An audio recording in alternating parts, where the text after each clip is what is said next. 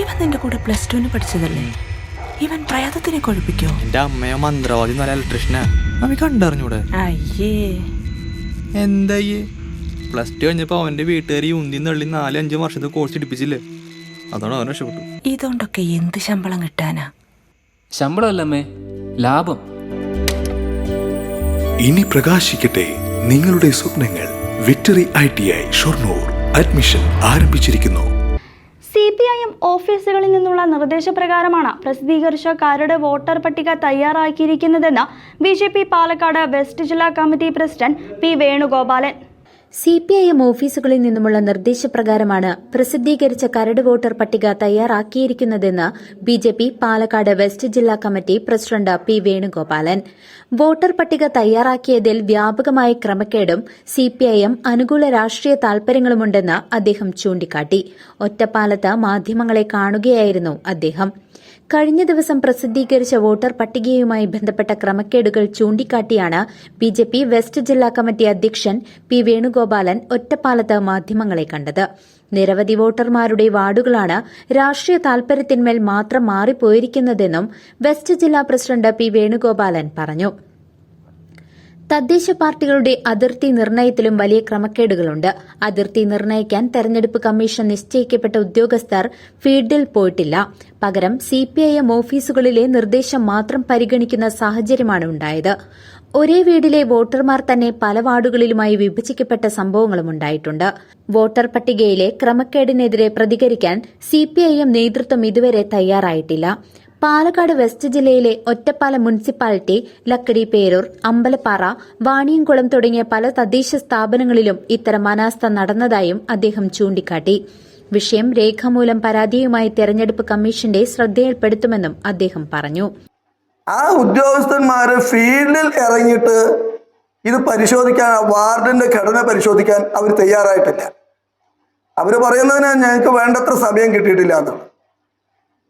അവര് പഞ്ചായത്തിന്റെ അല്ലെങ്കിൽ മുനിസിപ്പാലിറ്റിയുടെ ഓഫീസിന്റെ ഉള്ളിലിരുന്ന ഉദ്യോഗസ്ഥന്മാര് അവർക്ക് തോന്നിയ രീതിയിൽ, ഒരുപക്ഷെ ഭരണകക്ഷിയിലെ ചില ആളുകൾ പറഞ്ഞു കൊടുക്കുന്നതിന്റെ അടിസ്ഥാനത്തിലാണ് ഡീലിമിറ്റേഷൻ പോലും വന്നത്. പല വാർഡുകളും കണ്ടാൽ ഒരു പ്രധാന അതിരായിട്ട് റോഡ് വരേണ്ട സ്ഥലത്ത് റോഡിന്റെ ഒരു ഭാഗത്തുള്ള കുറച്ച് വീടുകൾ, ബാക്കി വീടുകൾ വേറെ വാർഡ്. അങ്ങനെ ശരിക്കും പറഞ്ഞാൽ ഓരോ വാർഡും കിടക്കുന്നത് അത് കണ്ടാൽ തന്നെ അശാസ്ത്രീയമായിട്ടാണ് ഡീലിമിറ്റേഷൻ ഉണ്ടായിട്ടുള്ളത്. പരാതികൾ ചെന്നെങ്കിലും ആ പരാതികളൊന്നും വേണ്ട രീതിയിൽ പരിശോധിക്കാനോ പരിഹരിക്കാനോ തെരഞ്ഞെടുപ്പ് കമ്മീഷൻ അത് തയ്യാറായില്ല. വീണ്ടും അതിൽ വോട്ടർമാരെ ചേർക്കുന്ന പ്രക്രിയ ഇതേ ഉദ്യോഗസ്ഥന്മാർ അവര് മനസ്സിലാക്കാൻ കഴിഞ്ഞിട്ടുള്ളത് CPMന്റെ ഓഫീസുകളിൽ ഇരുന്നു കൊണ്ടാണ് വോട്ടർ പട്ടിക തയ്യാറാക്കിയിട്ടുള്ളത് എന്നുള്ളത്. കാരണം പഞ്ചായത്തിലുള്ള ആദ്യം വന്നുള്ള വോട്ടർ പട്ടികയുടെ രൂപം അവര് CPMന്റെ LC ഓഫീസുകളിലേക്ക് കൊണ്ടുപോവുകയും ആ LC ഓഫീസിൽ നിന്ന് നിർദ്ദേശിച്ച പ്രകാരമാണ് അതിൽ വോട്ടർമാരെ ഉൾക്കൊള്ളിച്ചിട്ടുള്ളത്. അതുകൊണ്ട് തന്നെ ഇത്തരം വ്യാപകമായ പരാതികൾ ഉണ്ടായിട്ടും ഞാൻ മനസ്സിലാക്കിയത് ഇതുവരെ CPM പ്രതികരിച്ചിട്ടില്ല എന്നുള്ളതാണ്.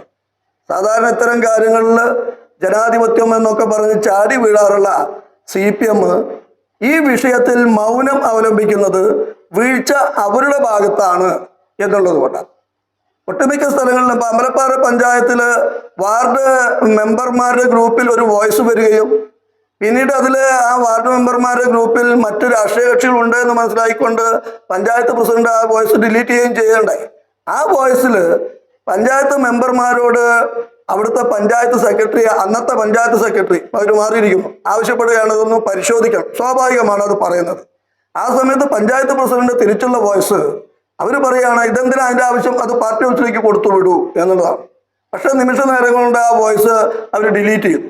ഇത് സ്വാഭാവികമായിട്ട് എല്ലാവർക്കും അറിയുന്നതാണ്. അത് അങ്ങനെ വന്നുകൊണ്ട് അത് അവിടെ മാത്രമല്ല, വ്യാപകമായിട്ട് ഈ കാണുന്ന ക്രമക്കേട് ഇത്തരത്തിൽ പാർട്ടി ഓഫീസുകളിൽ നിന്ന് പാർട്ടി സഖാക്കൾ കൊടുക്കുന്ന ലിസ്റ്റ് അവർ പറയുന്ന അനുസരിച്ച് വന്നത് കൊണ്ടാണ് എന്ന് മനസ്സിലാക്കുന്നു. News desk CCV.